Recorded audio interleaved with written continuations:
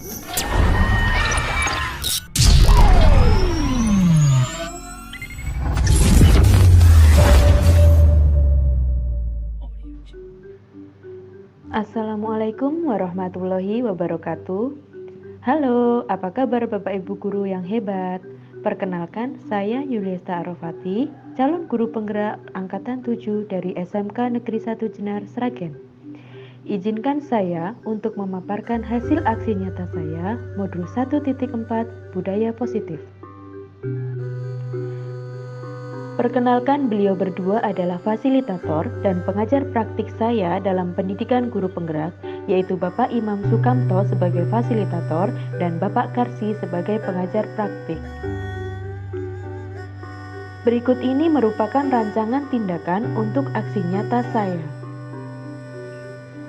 Yang pertama adalah latar belakang. Budaya positif di sekolah merupakan nilai-nilai, keyakinan-keyakinan, dan kebiasaan-kebiasaan di sekolah yang berpihak kepada murid supaya dapat tumbuh dan berkembang menjadi pribadi yang bertanggung jawab, kritis, dan berkarakter.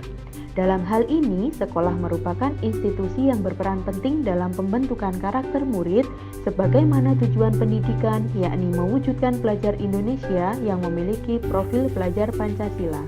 Dengan demikian, guru berperan penting untuk menuntun murid dalam pembentukan karakter dan menciptakan suasana pembelajaran yang aman, nyaman, dan menyenangkan. Langkah awal yang dilakukan untuk menciptakan budaya positif adalah dengan membuat kesepakatan kelas, di mana kesepakatan kelas ini berisi keyakinan-keyakinan yang membantu guru dan murid bekerja sama dalam membentuk kegiatan pembelajaran yang efektif. Kesepakatan kelas bukan hanya berisi harapan guru terhadap murid, tetapi juga harapan murid kepada guru dan terhadap kelasnya, sehingga kesepakatan kelas harus dirancang bersama antara guru dan murid. Selain membentuk keyakinan kelas, untuk menerapkan disiplin positif di kelas maupun sekolah dapat dilakukan melalui penerapan segitiga restitusi dalam penyelesaian permasalahan murid.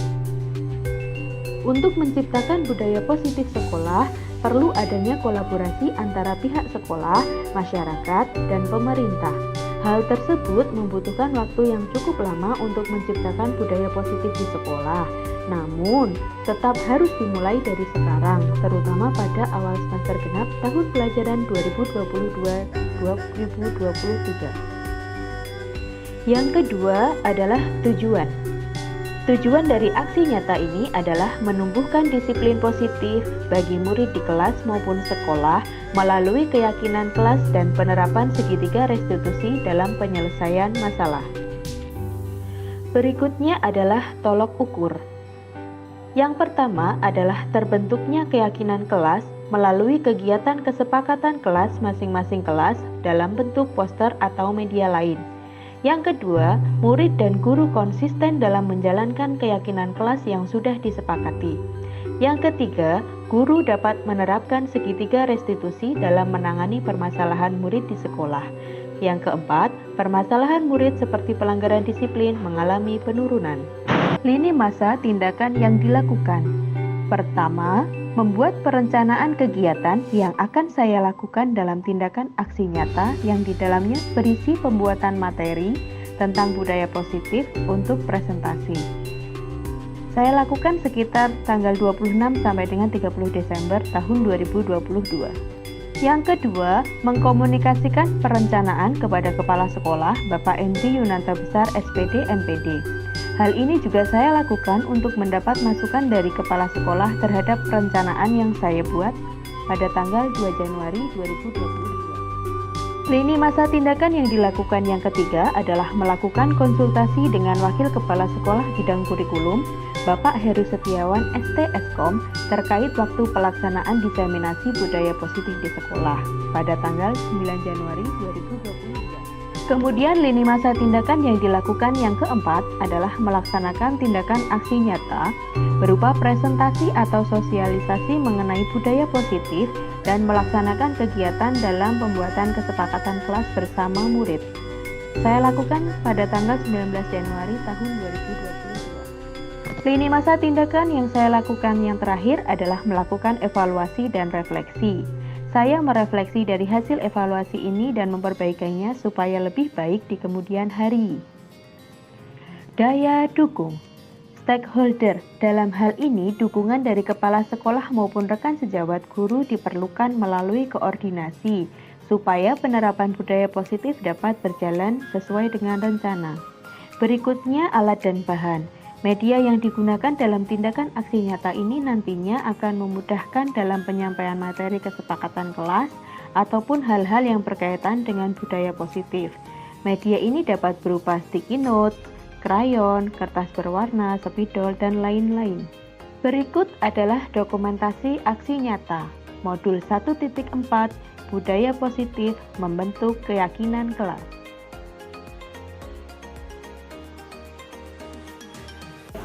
Selamat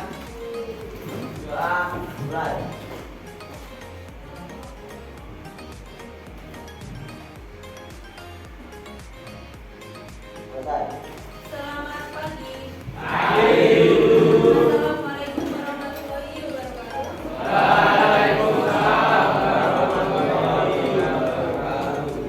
Cek jaringan dulu ya, Kak. Aditya Dwi Riswanto. Adi Putra. Lagi. Denona sudah. Haji Saputna. Arya Setia.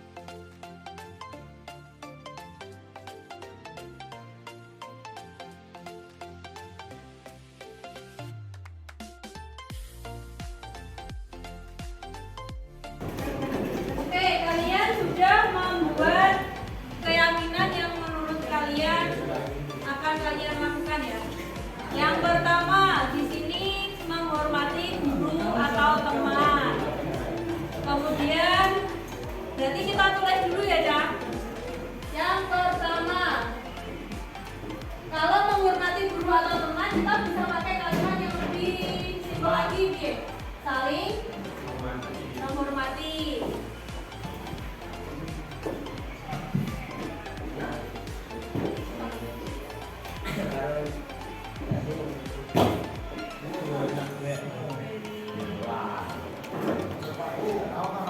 Kemudian di sini ada lagi bekerja sama menjaga kebersihan kelas, saling menghargai dan berkata sopan, berpakaian rapi, tidak pacaran di kelas. Berarti apa, Cak?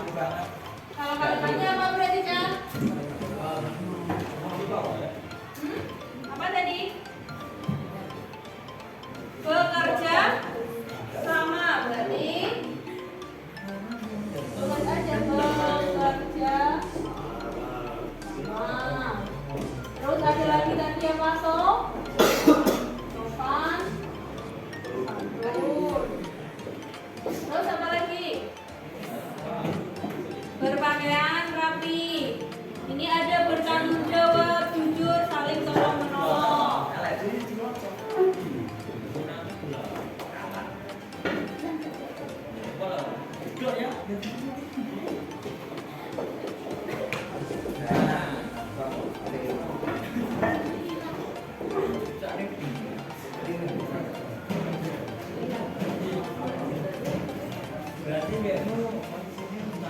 Semangat belajar, meningkatkan disiplin.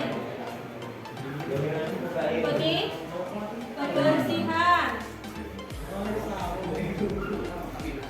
Masuk ke situ ya, Cak ya. Disiplin berarti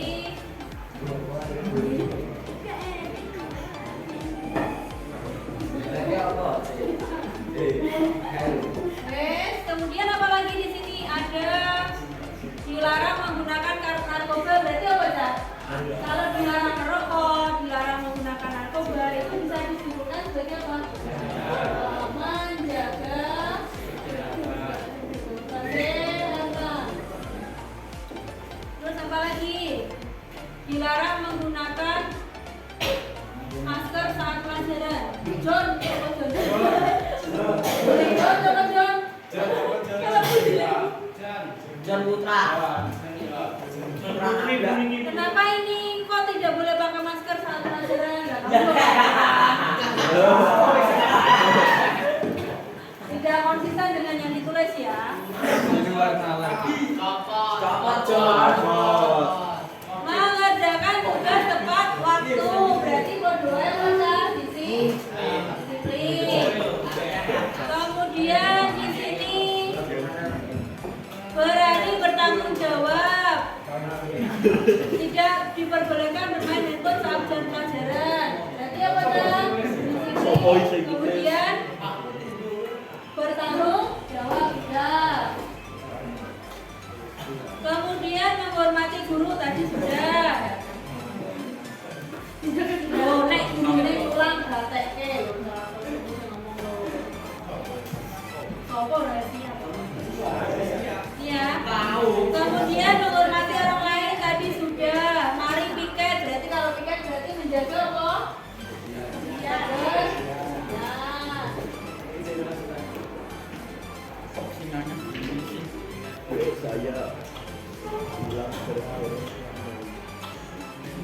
Saling menyayangi dan menghargai. Nah, ini berarti saling menyayangi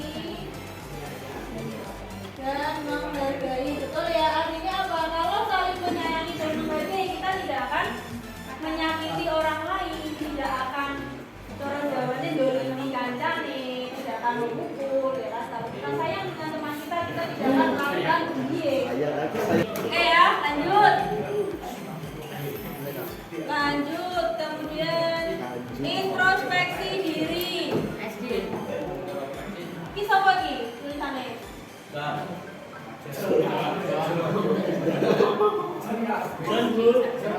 Jadi tulisannya apa? Unknown people tulisannya. Gadan, Bu. Ya, itu diwacok aku. Halo. Kemudian menghormati dan saling membantu berarti kalau menghormati sudah, saling membantu sama dengan bekerja sama ya. Menghormati guru atau wali, menghargai pendapat orang sudah ya, saling menghargai sudah. Terus hidup hanya sementara kawan, jadi ingatlah selalu bertakwalah dan mendekatkan diri kepada Allah. Berarti apa itu berarti? Berarti apa Cak? Apa itu nih? Toleransi. Beragama. Kepada Tuhan. Nah, kenapa tidak tak boleh ngomong? Karena kita tidak tahu kalian kalau ada yang non muslim ya.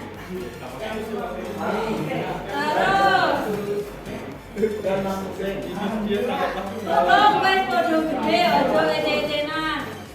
Wong tua terutama anaknya Agus. Ini sama ya, Cak. Istilahnya kita harus menghargai, menghormati, saling menyayangi. Kalau kita menghargai, menghormati dan sayang sama kita, nggak mungkin kita membuli, gitu ya. Nggak apa-apa rasa manu.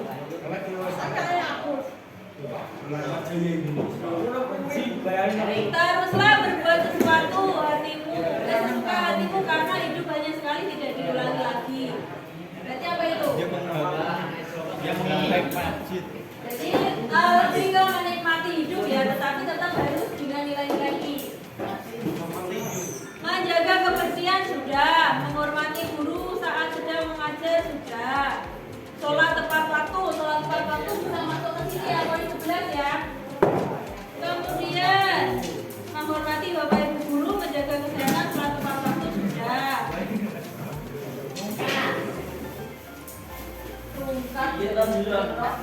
Rungkat letak ini artinya apa? Kemudian berangkat sekolah tepat waktu, ini baik disiplin ya Cak. Pulang sekolah lebih awal, ini bener apa tidak kalau menurutmu itu sesuatu yang perlu dibenarkan apa tidak? Kalau tidak ya, berarti tidak perlu masuk ke sini. Tanggung jawab, jujur, tidak mencuri, jujur sudah, tanggung jawab sudah. Taat beribadah, amanah. Nah, ini sama dengan bertakwa ya. Menjaga dan meletakkan barang sesuai tempatnya, itu kan bertanggung jawab. Oh. Mengerjakan tugas tepat waktu berarti disiplin. Bertanggung jawab, menghormati orang lain, menjaga kebersihan, kelas bersama. Sama ini sudah, menjaga kebersihan sudah, menghormati sudah. Sudah, disiplin sudah. Memakai atribut lengkap itu berarti termasuk dalam kedisiplinan ya Cak? Masuk kelas tepat waktu, menghargai sudah, mengerjakan tugas sudah, disiplin sudah.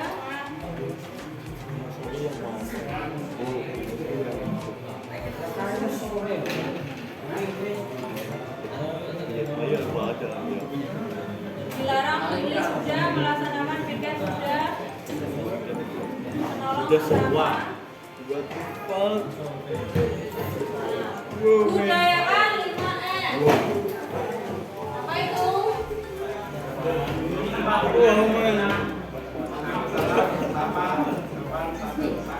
Apa dah? Samu. Senyum, salam, sapa, sopan, santun.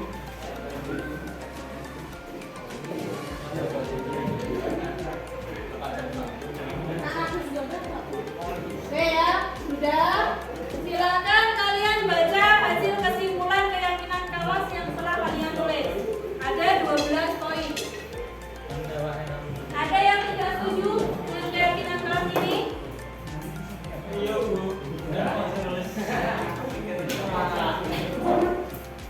Ada yang tidak setuju? Gak ada. Sudah?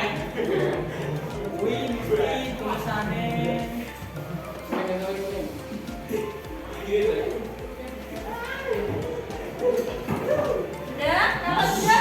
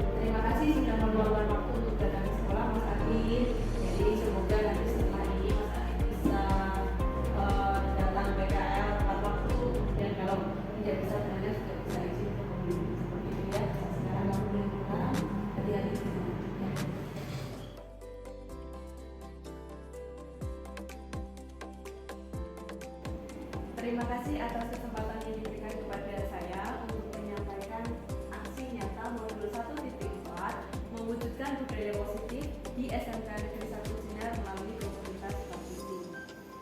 Kepada yang terhormat Bapak Kepala SMK Negeri 1 Jenar, Bapak Endri Yunata Besar SPD MPD, kemudian kepada Bapak Ibu Guru mata pelajaran yang mengampu kelas 10 TKR 1 yang saya hormati, terima kasih atas kesempatan yang diberikan.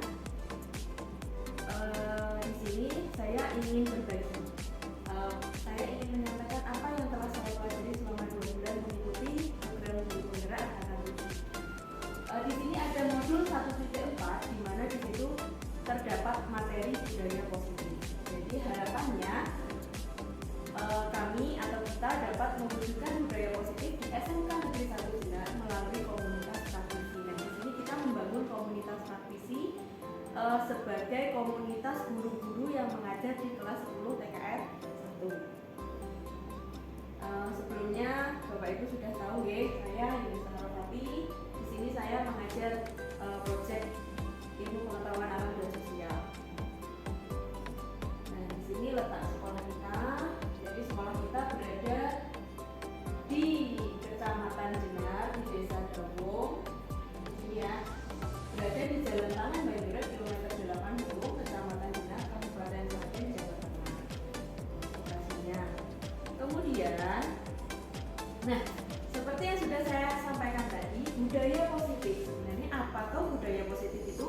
Budaya positif di sekolah merupakan nilai-nilai, keyakinan-keyakinan, dan kebiasaan-kebiasaan di sekolah yang berpihak kepada murid agar dapat berkembang menjadi pribadi yang kritis, penuh hormat, dan bertanggung jawab. Jadi harapannya nanti kita dapat membuat budaya positif di sekolah sehingga sekolah tersebut menjadi berpihak kepada murid sehingga murid menjadi kritis, penuh hormat, dan bertanggung jawab. Nah, berikutnya dalam modul 1.4 mengenai budaya positif yang kita pelajari adalah materi yang pertama 2.1, di situ disiplin positif dan nilai kebaikan. Kemudian materi yang kedua adalah konsep disiplin positif dan motivasi. Materi yang ketiga adalah keyakinan kelas. Kemudian materi yang keempat adalah kebutuhan dasar manusia. Materi yang kelima adalah 5 posisi kontrol. Dan materi yang terakhir adalah segitiga restitusi. Ini yang akan kita bahas bersama demi mewujudkan budaya positif, disiplin positif di lingkungan SMK Negeri 1 Jenar. Mulai dari komunitas kita dulu. Jadi kita mulai dari 10 TKR 1 ini. Nah, materi yang pertama di sini disiplin positif dan nilai kebaikan. Budaya positif atau ekosistem. Nah, kita ambil contoh perbandingannya dengan hidup tumbuh-tumbuhan seorang petani. Dalam hakikatnya sama kewajibannya dengan seorang pendidik. Jadi petani itu hanya dapat menuntun tumbuhnya padi. Jadi petani untuk menuntun tumbuhnya padi, ia dapat memperbaiki kondisi tanah, memelihara tanaman padi, memberi pupuk dan air, membasmi ulat-ulat atau jamur-jamur yang mengganggu hidup tanaman padi dan lain sebagainya. Menurut Ki Hajar Dewantara. Jadi tugas kita sebagai guru itu seperti petani yang menuntun. Jadi kita menuntun murid sesuai kodrat mereka, kodrat alam dan kodrat zaman. Kodrat alam dari yang ada di diri mereka sendiri, potensi yang ada di diri mereka kita gali, kemudian kita cari potensi mereka, kemudian kita tuntun, kita memberikan arahan sesuai potensinya dan disesuaikan dengan zaman mereka sekarang. Karena sekarang zaman milenial, generasi alpha katanya, generasi Z katanya, nah itu kita mengikuti. Jadi jangan sampai kita kalah dari mereka mengenai teknologi. Berikutnya, nah, kata merdeka menurut Ki Hajar Dewantara itu artinya tidak hanya terlepas dari perintah, akan tetapi juga kata membuat memerintah diri sendiri. Jadi ketika dia dikatakan murid yang merdeka itu tidak hanya terlepas dari perintah, artinya tidak melulu dia harus diberikan perintah. Jadi dia bisa memerintah dirinya sendiri seperti itu. Nah, kemudian apa yang sebenarnya disebut dengan ilusi kontrol? Ilusi kontrol adalah kecenderungan untuk melebihkan kemampuan untuk mengendalikan sesuatu. Jadi melebihkan kemampuan yang ada untuk mengendalikan sesuatu itu disebut ilusi kontrol. Kemudian perubahan paradigma teori kontrol ini yang disebut ilusi kontrol. Jadi yang sering kita lakukan sebenarnya adalah ilusi. Jadi ilusi guru mengontrol murid, ilusi bahwa kritik dan membuat orang merasa bersalah dapat menguatkan karakter, ilusi bahwa semua penguatan positif efektif dan bermanfaat, ilusi bahwa orang dewasa memiliki hak untuk memaksakan. Ini yang sebenarnya selama ini kita lakukan. Kita melakukan ilusi seperti itu. Nah, selanjutnya perubahan paradigma stimulus respons menjadi teori kontrol. Nah, bisakah kita mengontrol seseorang? Jadi bisa tidak kita mengontrol seseorang? Nah, stimulus respons di sini contohnya kita mencoba mengubah orang agar berpandangan sama dengan kita. Padahal secara teori kontrol itu seharusnya kita berusaha memahami pandangan orang lain tentang dunia. Nah, berikutnya di sini misalnya stimulus respon, perilaku buruk dilihat sebagai suatu kesalahan. Padahal menurut teori kontrol kita harus merubah paradigma itu menjadi semua perilaku itu memiliki tujuan. Jadi setiap anak ketika melakukan kesalahan itu pasti dia punya tujuan. Jadi kita harus menggali dulu mengapa mereka berbuat kesalahan. Berikutnya yang ketiga, orang lain itu bisa mengontrol saya kalau menurut stimulus respon. Sedangkan paradigma teori kontrol di sini hanya Anda yang bisa mengontrol diri Anda. Jadi hanya kita yang bisa mengontrol diri kita. Jadi orang lain itu seharusnya tidak bisa mengontrol kita seperti itu. Kemudian ada lagi stimulus respon mengatakan bahwa saya bisa mengontrol orang lain. Ini kebalikan yang tadi ya. Nah, sebenarnya Anda tidak bisa mengontrol orang lain. Nah, seperti itu. Kemudian pemaksaan ada pada saat rujukan gagal. Secara teori kontrol itu kolaborasi dan konsensus menciptakan pilihan-pilihan baru. Kemudian model berpikir menang atau kalah itu model berpikir yang zaman dulu. Nah, secara teori kontrol harusnya model berpikir itu semuanya menang. Seperti itu. Kita lanjutkan. Nah, di sini stimulus adalah peristiwa yang terjadi baik di luar maupun di dalam tubuh manusia yang menyebabkan timbulnya suatu perubahan tingkah laku.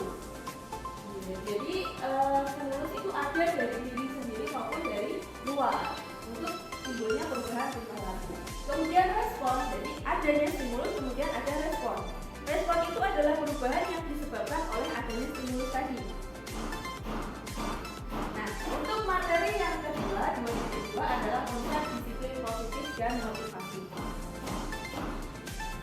Nah, apakah sebenarnya makna disiplin? Jadi kalau berasal dari bahasa Latin, disiplina yang artinya belajar. Makna asal dari kata ini berkonotasi dengan disiplin diri dari murid-murid Sokrates dan Plato. Disiplin diri membuat orang menggali potensinya menuju sebuah tujuan, apa yang dia hargai. Namun dalam budaya kita, makna kata disiplin telah berubah menjadi sesuatu yang dilakukan seseorang pada orang lain untuk mendapatkan kepatuhan. Nah, ini yang kita lakukan selama ini. Jadi kita melakukannya untuk mendapatkan kepatuhan dari mereka, dari murid-murid kita. Kecenderungan umum adalah menghubungkan kata disiplin dengan ketidaknyamanan, bukan dengan apa yang kita hargai atau pencapaian suatu tujuan dunia. Seringkali aturan yang kita lakukan untuk murid itu lebih untuk membuat murid itu takut, membuat murid itu patuh terhadap kita, sehingga sebenarnya ada rasa ketidaknyamanan yang mereka rasakan. Nah, di sini ada teori motivasi perilaku manusia. Jadi yang pertama, disiplin yang kita lakukan atau tata tertib yang kita lakukan selama ini yang pertama bisa jadi untuk menghindari ketidaknyamanan atau hukuman. Jadi murid itu disiplin itu hanya untuk menghindari ketidaknyamanan atau hukuman. Misalnya, apa yang akan terjadi apabila saya tidak melakukan disiplin tersebut? Jadi pasti nanti akan saya mendapatkan hukuman dari Bapak Ibu guru. Nah, ini dinamakan motivasi eksternal. Kemudian motivasi eksternal berikutnya yang kedua, Jadi motivasinya murid melakukan tata tertib yang diberikan atau melakukan disiplin di sekolah untuk mendapatkan imbalan dari orang lain atau institusi. Jadi dalam hati mereka akan mengatakan bahwa apa yang akan saya dapatkan apabila saya melakukannya. Seperti itu. Itu juga termasuk motivasi eksternal. Nah, kemudian motivasi internal. Jadi motivasi internal ini yang harus kita lakukan. Jadi kita menumbuhkan anak-anak memiliki motivasi internal. Tujuan disiplin itu positif. Jadi motivasi internal ini untuk menghargai diri sendiri menjadi insan sesuai harapan kita. Jadi dalam hati anak seharusnya saya akan menjadi orang yang seperti apa sih apabila saya melakukan disiplin tersebut. Seperti itu. Kita sebagai guru harusnya tertantang untuk itu. Bagaimana menumbuhkan motivasi internal untuk murid-murid kita supaya mereka dapat disiplin karena memang mereka ingin menjadi orang yang lebih baik. Kemudian materi berikutnya, materi 2.3 adalah keyakinan kelas. Jadi di sini ada keyakinan kelas, ada hukuman dan penghargaan. Awalnya mulai kita dari kecil dulu ya. Jadi peraturan kelas kita buat dulu. Kita membuat peraturan di kelas dulu. Setelah itu kita bentuk keyakinan kelas. Dari peraturan kelas itu kita dapat membuat keyakinan kelas. Sehingga ketika keyakinan kelas-kelas sudah ada, akan timbul lingkungan yang positif, lingkungan sekolah yang positif. Kalau lingkungan sekolah sudah positif, maka akan terbentuk budaya sekolah yang positif. Jadi kita mulai dari peraturan kelas terlebih dahulu. Kemudian apa yang disebut dengan keyakinan kelas? Keyakinan yaitu nilai-nilai kebajikan atau prinsip-prinsip universal yang disepakati bersama secara universal, lepas dari latar belakang suku, negara, bahasa maupun agama. Jadi menurut Gosen tahun 1998, suatu keyakinan akan lebih memotivasi seseorang dari dalam atau memotivasi secara intrinsik seseorang akan lebih tergerak dan bersemangat untuk menjalankan keyakinannya daripada hanya sekedar mengikuti serangkaian peraturan. Nah, murid-murid pun demikian, mereka perlu mendengarkan dan mendalami tentang sesuatu keyakinan daripada hanya mendengarkan peraturan-peraturan yang mengatur mereka harus berlaku begini atau begitu. Nah, seperti itu. Jadi dengan adanya keyakinan kelas, kita dapat menumbuhkan motivasi dari dalam diri mereka. Tidak sekedar hanya mendengarkan peraturan-peraturan yang ada, yang seperti ini, yang seperti itu, yang harus saya lakukan. Jika tidak saya lakukan, maka saya akan begini, seperti itu, oke? Nah, di sini ada tadi dikatakan keyakinan kelas, hukuman dan penghargaan. Mengapa sih tidak peraturan saja? Mengapa harus keyakinan kelas? Jadi, mengapa kita memiliki peraturan harus menggunakan helm bila mengendarai kendaraan roda 2? Nah, padahal kalau di sini ya, kalau di sekolah kita kan, kalau tidak memakai helm tidak boleh masuk lingkungan sekolah pakai motor gitu ya. Padahal kalau dari motivasi intrinsik kita bisa mengatakan bahwa menggunakan helm itu demi keselamatan diri kita sendiri. Jadi ketika kita mengendarai sepeda motor dan menggunakan helm itu sebenarnya hakikatnya untuk keselamatan diri kita sendiri. Kemudian mengapa kita memiliki peraturan 3M menggunakan masker, mencuci tangan dan menjaga jarak 1,5 meter. Nah seperti itu juga harus dari dalam diri. Jadi kita melakukan 3M untuk menjaga kesehatan kita agar terhindar dari virus COVID-19. Kemudian mengapa kita memiliki peraturan harus datang tepat waktu pada saat mengikuti pelatihan. Nah ini juga merupakan suatu disiplin. Kita harus datang tepat waktu karena jika kita terlambat maka kita akan terlambat dan kita akan materi yang kita dapatkan juga berkurang seperti itu. Nah untuk mendukung motivasi intrinsik kembali ke nilai-nilai atau keyakinan lebih menggerakkan seseorang dibandingkan mengikuti serangkaian peraturan. Jadi di sini kita sebagai guru harus menggerakkan murid-murid kita supaya tumbuh motivasi dalam diri mereka bahwa apa yang selama ini kita yakini benar, apa yang selama ini kita yakini baik ya kita lakukan seperti itu. Kemudian disinilah yang membedakan antara peraturan dan keyakinan kelas. Keyakinan kelas atau nilai kebajikan yang dituju. Jadi misalnya kita membuat suatu peraturan dulu tadi ya, selalu kembalikan buku ke tempatnya. Maka keyakinan kelas yang dituju adalah tanggung jawab. Kemudian ada peraturan dilarang mengganggu orang lain, maka keyakinan kelas itu menghormati orang lain dan diri sendiri. Kalau dari sini dapat kita simpulkan bahwa peraturan itu lebih ke menggunakan kata-kata yang cenderung negatif.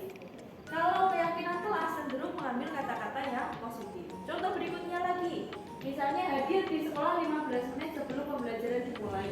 Keyakinan kelas yang dapat dituju itu menghormati orang lain, komitmen pada tujuan. Kita berkomitmen untuk belajar di sekolah. Kemudian dilarang melakukan kekerasan, maka dapat kita ubah menjadi keselamatan, menghormati orang lain. Kemudian ada lagi peraturan dilarang menggunakan narkoba. Maka keyakinan kelas yang bisa kita lakukan adalah menjaga kesehatan. Kemudian bergantian atau menunggu giliran, maka keyakinan yang bisa kita tuju menghormati orang lain, bersabar. Kemudian misalnya ada peraturan lagi gunakan masker, maka keyakinan kelasnya adalah kesehatan, keselamatan. Kemudian ada peraturan lagi jangan berlari di kelas atau koridor. Kebajikan yang dituju adalah demi keselamatan dan demi keamanan. Nah, tinggal nanti kita buat olah kalimat yang lebih menarik seperti itu. Nah, sebenarnya kita sebagai guru kan selain menghukum, kita juga seringkali memberikan suatu hadiah atau penghargaan. Nah, sebenarnya itu yang tidak kita ketahui, bahwa memberikan penghargaan itu juga termasuk hukuman. Jadi di sini dihukum oleh penghargaan itu ada pengaruh jangka pendek dan jangka panjang. Penghargaan itu justru malah menghukum, penghargaan itu justru nanti mengurangi ketepatan, penghargaan itu nanti tidak efektif, dan penghargaan itu merusak hubungan. Jadi pengaruh jangka pendek dan jangka panjang artinya bagaimana? Misalnya kita memberikan murid kita hadiah, seperti itu. Nah, ketika kita memberikan hadiah, pengaruh jangka pendeknya karena akan memang bagus, disiplin gitu ya.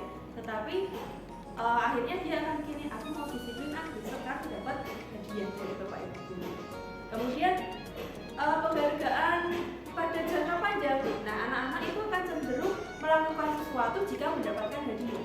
Jika tidak mendapatkan hadiah, maka murid tidak akan senang melakukan sesuatu. Kemudian, nah di sini ada tindakan guru ya. Kita telah bersama-sama. Mari kita telah bersama-sama. Ada tindakan guru di sini. Mencatat 100 kali di dalam buku kalimat saya tidak akan terlambat lagi karena terlambat ke sekolah. Inilah merupakan hukuman sebenarnya. Kemudian kalau ada kalimat begini, misalnya murid yang terlambat hadir di sekolah kita suruh lari mengelilingi lapangan basket 2 kali, nah ini juga termasuk hukuman. Kemudian murid diminta untuk push up 15 kali karena tidak menggunakan masker di sekolah, ini juga termasuk hukuman. Menggantikan kertas tugas teman yang telah dilanggar, ini merupakan sanksi atau konsekuensi. Kemudian membersihkan tumpahan air di meja tulis karena tersenggol pada saat belajar, ini juga merupakan sanksi atau konsekuensi. Murid disuruh untuk mengenakan sepatu seharian di sekolah karena tidak mengenakan sepatu hitam. Oh, ini maksudnya tidak menggunakan sepatu seharian di sekolah, ini termasuk hukuman. Kemudian lari mengelilingi lapangan basket 2 kali karena terlambat 10 menit untuk pelajaran PJOK. Ini sanksi atau konsekuensi. Jadi pada dasarnya hukuman itu bersifat menyiksa dan menyakitkan, menyakiti murid-murid kita. Sedangkan sanksi atau konsekuensi itu biasanya disesuaikan dengan pelanggaran yang dilakukan. Misalnya, ketika murid menumpahkan air di buku temannya, dia harus membersihkan, itu konsekuensi. Seperti ini yang terakhir, murid harus berlari di lapangan basket karena terlambat 10 menit untuk pelajaran PJOK, itu konsekuensi. Sedangkan hukuman itu tidak ada hubungannya sama sekali dengan pelanggaran yang dilakukan. Misalnya, saya kalimat mencatat 100 kali di dalam buku, kalimat saya tidak akan terlambat lagi, itu kan tidak ada hubungannya. dan tidak mendidik seperti itu. Berikutnya, nah perbedaan hukuman dan konsekuensi. Ini tadi ya sedikit saya singgung tadi. Jadi kalau hukuman itu cenderung menyakitkan. Jadi sesuatu yang menyakitkan harus terjadi, sedangkan konsekuensi sesuatu harus terjadi.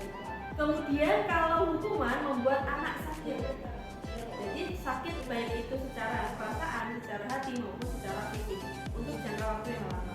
Jadi ketika saya sendiri juga merasakan ketika saya pernah mendapatkan hukuman itu masih mengena sampai sekarang dan rasa sakitnya masih terasa sampai sekarang. Kemudian kalau konsekuensi itu membuat anak merasa tidak nyaman dalam jangka waktu yang pendek. Jadi seperti itu. Kemudian hukuman itu cenderung akan menjadikan anak membenci kedisiplinan, sedangkan konsekuensi jadi anak menghargai disiplin. Kemudian hukuman itu bersifat paksaan, sedangkan konsekuensi bersifat stimulus. Jadi stimulus itu kan tadi sesuatu yang menyebabkan respon tadi ya. Stimulus itu tanggapannya seperti apa. Kemudian hukuman itu mendorong anak menyakiti diri sendiri, sedangkan konsekuensi mendorong anak agar mudah menyesuaikan diri. Hukuman ini konsep diri yang buruk, kemudian kalau konsekuensi konsep diri yang baik. Hukuman anak belajar untuk menyembunyikan kesalahan. Nah, ini seringkali kita lakukan ya, karena kita memberikan hukuman anak akan cenderung berbohong, kemudian menutupi seperti itu. Kemudian kalau konsekuensi anak belajar untuk mematuhi peraturan. Hukuman ini cenderung membuat murid kita marah, kemudian merasa bersalah, merasa dipermalukan, dan merasa tidak dihargai. Sedangkan konsekuensi itu murid kehilangan hak, dibuat tidak nyaman, diasingkan untuk sementara seperti itu. Kemudian materi 2.4 di sini adalah kebutuhan dasar manusia. Nah, kebutuhan dasar manusia ini ada 5, 1, 2, 3, 4, 5. Jadi kebutuhan yang pertama adalah kebutuhan bertahan hidup. Kemudian ada kebutuhan cinta kasih atau merasa memiliki dan dimiliki. Ada kebutuhan kesenangan, ada kebutuhan keumatan, dan ada kebutuhan lebih dasar. Kemudian materi berikutnya adalah 5 posisi kontrol. Ini. Nah, yang sering kita lakukan ya. Jadi posisi kontrol itu ada 5. Ada penghukum, pembuat orang merasa bersalah, menjadi teman, menjadi pemantau, dan menjadi manajer. Nah, seperti ini misalnya. Kalau penghukum misalnya, guru berbuat perbuatan guru yang dilakukan dalam menghukum, misalnya menghadik, menunjuk-nunjuk, menyakiti, menyindir, itu guru penghukum ya. Jadi contohnya misalnya seperti ini. Kalau kamu tidak melakukannya, awas ya. Nah, seperti itu. Rasakan nanti. Kemudian hasilnya bagaimana? Jadi hasilnya justru malah murid kita memberontak, menyalahkan orang lain, dan akhirnya nanti dia kedepannya akan berbohong. Kemudian kaitannya dengan dunia berkualitas, murid meletakkan guru di luar dunia berkualitasnya. Jadi istilahnya kita sudah di blacklist dari murid kita. Kemudian murid berkata, biarkan saja, nanti juga bapak atau ibu guru marah-marah lagi. Sudah biarkan. Akhirnya kan kita bukan menjadi seseorang yang dinantikan oleh mereka. Dampaknya mereka akan mengulangi kesalahan.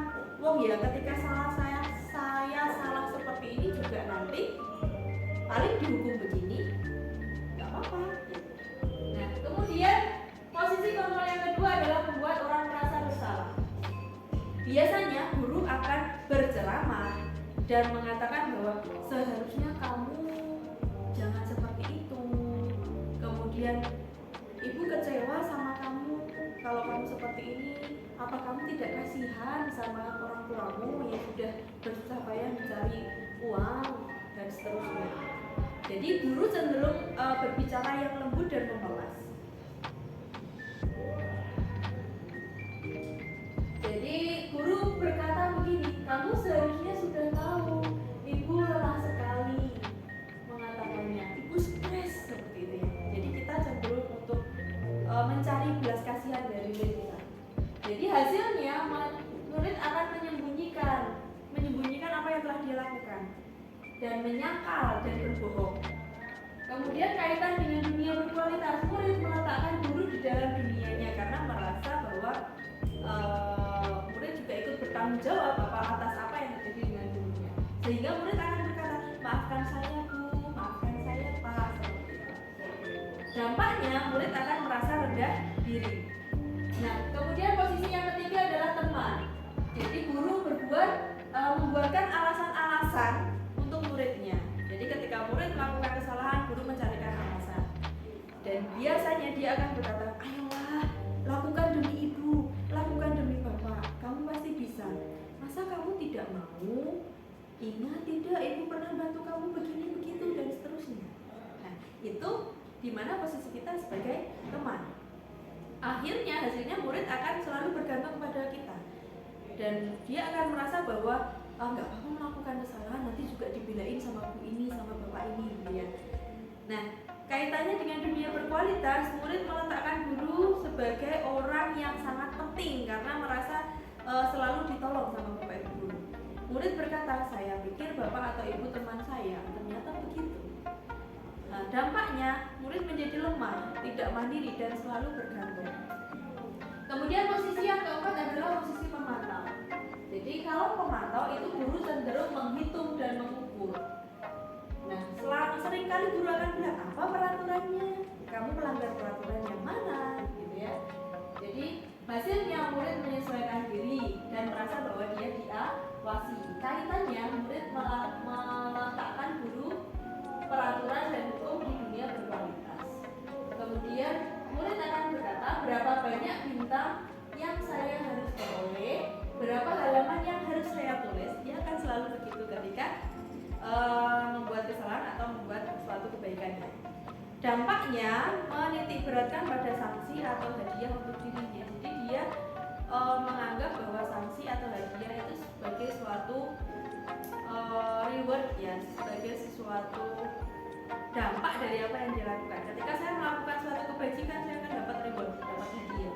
Ketika saya melakukan suatu kesalahan, maka saya akan mendapatkan hukuman. Gitu. Kemudian, nah yang terakhir adalah posisi manajer. Ini yang harusnya kita lakukan sebagai guru. Jadi sebagai manajer itu guru harus mengajukan pertanyaan-pertanyaan. Jadi kita nanti akan mempelajarinya di segitiga restitusi ya. Jadi guru mengajukan pertanyaan-pertanyaan, mengapa kamu berbuat seperti ini, alasannya apa, dan seterusnya ya. Kemudian guru akan berkata, apa yang kita yakini, apa yang bisa kami kerjakan untuk memperbaiki masalah yang tadi, gitu ya.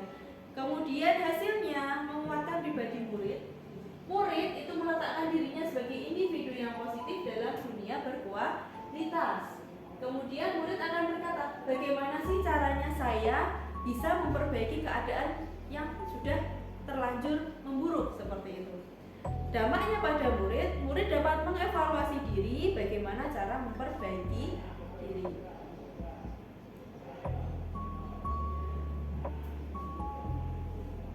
Lanjut ya, materi berikutnya tadi adalah segitiga restitusi.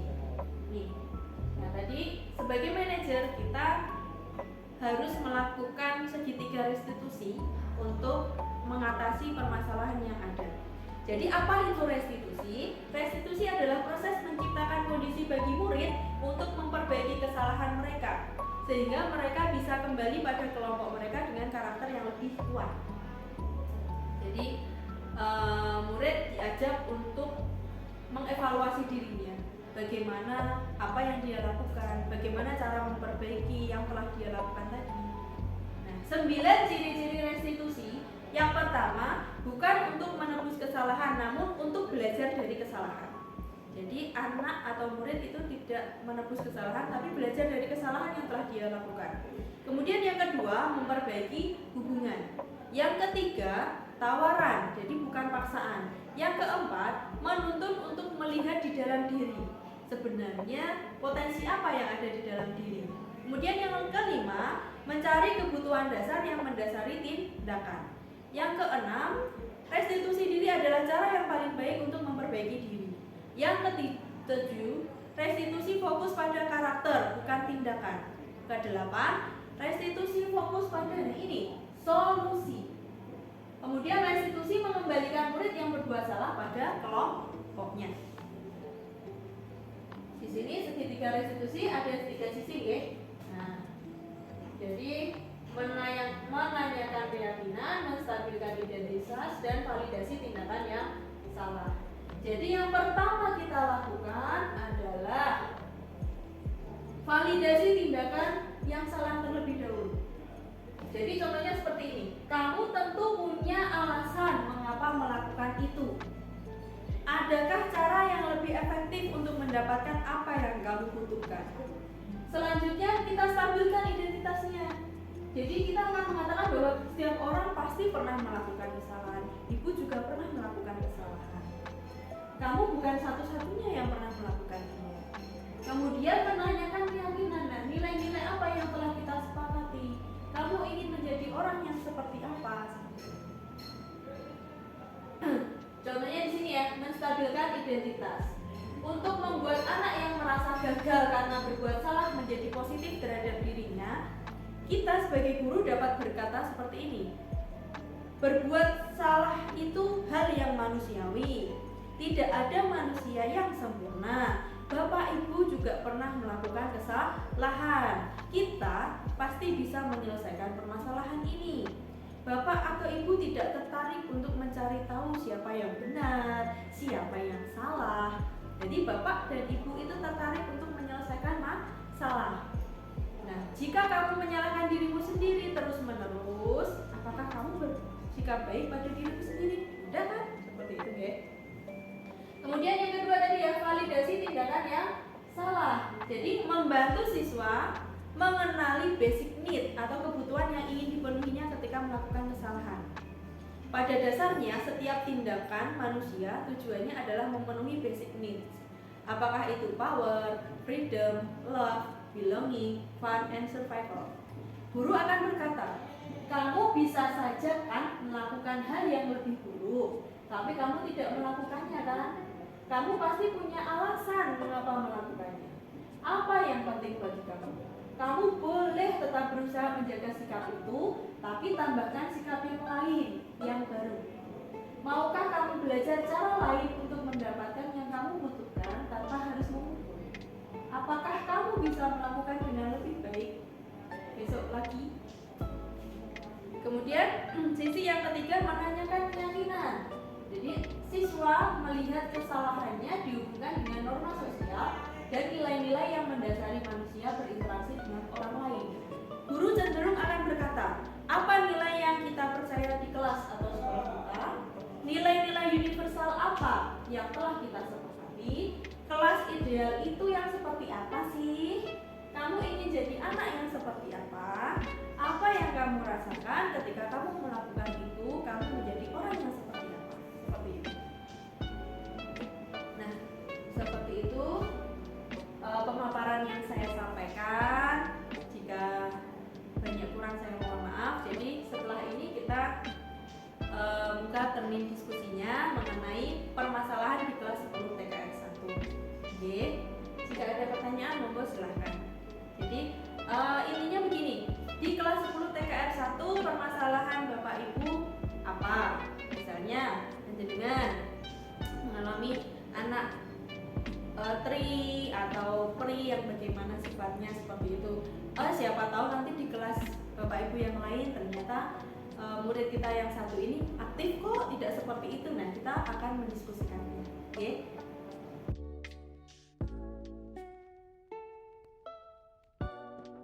Duri Pak, atau di kumpulan ya kamu duri kata dia. Lanjut ya, ketika menjadi teman. Nah, kita cenderung kalau siswa menjadi teman itu biasanya gurunya ayolah kamu pasti bisa, kamu harusnya bisa begini, harusnya kamu bantu Pak Guru untuk begini gitu ya. Jadi kemudian kalau pemantau, nah pemantau ini biasanya dia menghitung dan mengukur. Biasanya kalau ada siswa datang terlambat, ayo kamu baru datang, peraturannya apa, tata tertibnya apa gitu. Nabi, nah ini kan praktek saya, tata tertibnya apa gitu. Ini Bu harus berangkat jam 5 atau apa jam 7 gitu. Kalau terlambat konsekuensinya. Iya, itu SPP 2 kali nggak masalah. Ini kita memposisikan guru. guru itu ada 5, tapi alangkah lebih baik. Nah ternyata yang dimau itu kita harus sebagai manajemen. Apa kok telat? Apa kok orang tahu ke sekolah? Ya nggak apa-apa, manusia itu selalu berbuat kesalahan. Bapak atau ibu juga pernah berbuat kesalahan, tapi bagaimana kita memperbaiki kesalahan yang telah kita lakukan itu? Tadi bocor nggak? Ampun gitu. Nah itu kan gini, kalau saya pakainya hukum aksi dan reaksi Pak Lehan. Jadi ketika kita ngomong keras, kalau jenengan sama saya kok suaranya begini, tapi kalau sama Mbak Dian atau ini Miss kok suaranya aneh, karena Mbak Dian sama Miss itu kan kalau ngomong reaksinya reaksinya didengarkan Bu Sari? Iya, memang saya selalu protes. Bocor karena beli yang beli. Nah, sama Bunda kita tetap Pak Lehan. Sama Bu Sari nanti beda. Kok salah? Nanti sama Bu Sari beda. Beda. Saya bully dia bisa-bisa. Gitu ya. Jadi akhirnya yang dimau itu seperti ini. Jadi maju semua ya, waktu rebutan mereka aktif semua. Ya, kata jawaban di sana harus semuanya menjawab. Kalau tidak kan kelihatan siapa yang tidak menjawab. Ini nih, kalau pelajaran saya bagi 4 suruh maju gak ada yang mau. Berarti ya matematika. Kodok. Soalnya